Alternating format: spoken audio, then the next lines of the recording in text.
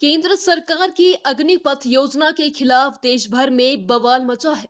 एक तरफ जहां युवा सड़कों पर उतरकर विरोध प्रदर्शन कर रहे हैं, वहीं दूसरी तरफ राजनीतिक दलों ने भी इस योजना के खिलाफ मोर्चा खोल दिया है। राजधानी शिमला में कांग्रेस ने विधानसभा से डीसी ऑफिस तक इस योजना के खिलाफ शव यात्रा निकाली और केंद्र सरकार के खिलाफ जमकर नारेबाजी की। प्रदर्शन में कांग्रेस चुनाव प्रभारी समिति के अध्यक्ष सुखविंदर सिंह सुक्खू, कार्यकारी अध्यक्ष हर्ष महाजन, कांग्रेस विधायक विक्रमादित्य सिंह और अनिरुद्ध सिंह सहित कई नेता शामिल हुए। विधानसभा से रैली सीटीओ पहुंची और सीटीओ पहुंचने के बाद कांग्रेस कार्यकर्ताओं ने धारा 144 तोड़कर माल रोड जाने की कोशिश करने लगे। इस दौरान पुलिस ने बैरिकेडिंग कार्यकर्ताओं को रोकने की कोशिश की। इस दौरान पुलिस के साथ तीखी नोकझोंक और धक्का मुक्की हुई, जिसके बाद कांग्रेस ने पुतला फूंका। कांग्रेस चुनाव प्रचार समिति के अध्यक्ष सुखविंदर सिंह सुक्खू ने कहा कि केंद्र सरकार द्वारा जो अग्निपथ योजना लाई गई है, उसके खिलाफ देश भर में युवा प्रदर्शन कर रहा है और उनके समर्थन आज कांग्रेस प्रदर्शन कर रही है। केंद्र सरकार युवाओं को 4 साल के लिए आर्मी में नौकरी दे रही है और उसके बाद 75% युवाओं को निकाल दिया जाएगा। युवा उसके बाद रोजगार के लिए कहां भटकेंगे? यह पहली बार हुआ है कि देश की सेना में इस तरह से युवाओं को भर्ती किया जाएगा। केंद्र सरकार की इस योजना के खिलाफ कांग्रेस युवाओं के साथ खड़ी है और युवाओं के भविष्य के साथ खिलवाड़ किसी सूरत में बर्दाश्त नहीं किया जाएगा और आने वाले समय में भी इस तरह के प्रदर्शन कांग्रेस करेगी। देखिए, ये जो प्रदर्शन था, शिमला शहरी कांग्रेस ने जो प्रदर्शन किया, वो उन युवाओं के समर्थन में किया जो देश के लिए हमेशा कुर्बानी देने के लिए तैयार रहते हैं। कांग्रेस पार्टी का ये मानना है, कांग्रेस पार्टी की जब तक सरकारें रही कभी ऐसी योजना नहीं आई। अग्निपथ योजना के तहत जो ये सरकार योजना लाई है, जो युवा अपने प्राण हमेशा देश के लिए कुर्बान रहने के लिए तैयार रहता है, उसके लिए टेम्परेरी योजना लेकर आई कि वो 4 साल भर्ती होगा और 75% युवा उसमें से अपने कभी किसी भी समय उनको 4 साल बाद हटा दिया जाएगा। तो जो युवा देश की रक्षा करता है, देश के लिए प्राणों का बलिदान देने के लिए तैयार रहता है, क्या उसको इस टेम्परेरी योजना के, अग्निपथ योजना के तहत लाना चाहिए था?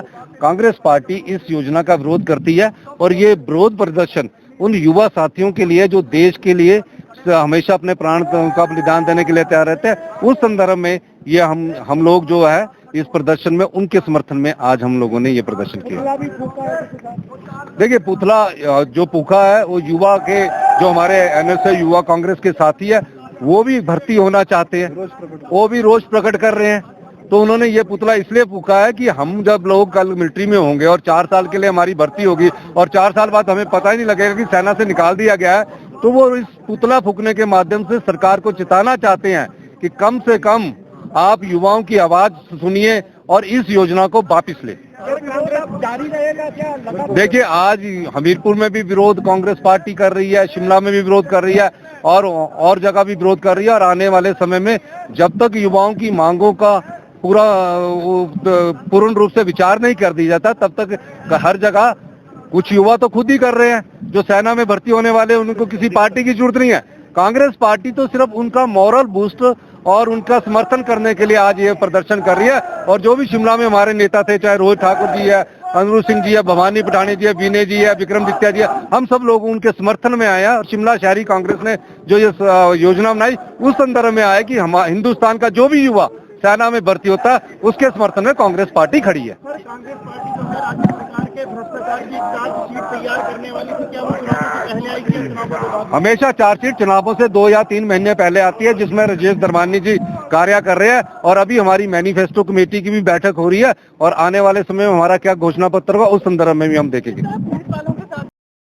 जब एक दुर्भाग्यपूर्ण गुड़िया कांड हिमाचल के अंदर हुआ था, तो उन्होंने पूरा हिमाचल प्रदेश में आग लगा दी थी। जुब्बल कोटखाई के थाने में इन्होंने आग लगाई, ठियोग के थाने में इन्होंने आग लगाई और आज हमें नैतिकता का पाठ ये लोग पढ़ा रहे हैं। इससे बड़ा दुर्भाग्यपूर्ण और इससे बड़ा दोहरा मानचित्र किसी व्यक्ति का और किसी सरकार का नहीं हो सकता है। ये जो विषय है, ये प्रदेश के, देश के भविष्य के बारे में है, युवाओं के भविष्य के बारे में है और वीर भूमि हिमाचल है। यहाँ से जो युवा सेना में जाता है वो मात्र नौकरी के लिए नहीं जाता है, वो मात्र पैसे कमाने के लिए नहीं जाता है, वो जाता है मर मिटने के लिए।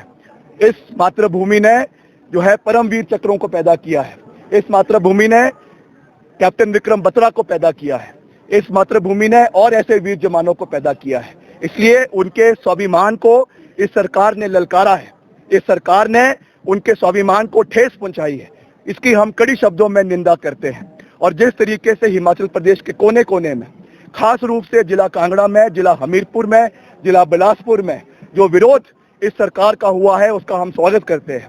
मगर साथ ही मैं अपने भाइयों से विनम्र निवेदन भी करना चाहूंगा कि जिस तरीके से सरकारी संपत्तियों का नुकसान हो रहा है, कई राज्यों में, प्रदेशों में ट्रेनें जलाई जा रही है, बसें जलाई जा रही है, मेरा उनसे विनम्र निवेदन है कि पब्लिक प्रॉपर्टी का नुकसान ना करें, क्योंकि ये कोई भाजपा की संपत्ति नहीं है, देश की संपत्ति है, आप लोगों की संपत्ति है, टैक्स पेयर्स की संपत्ति है।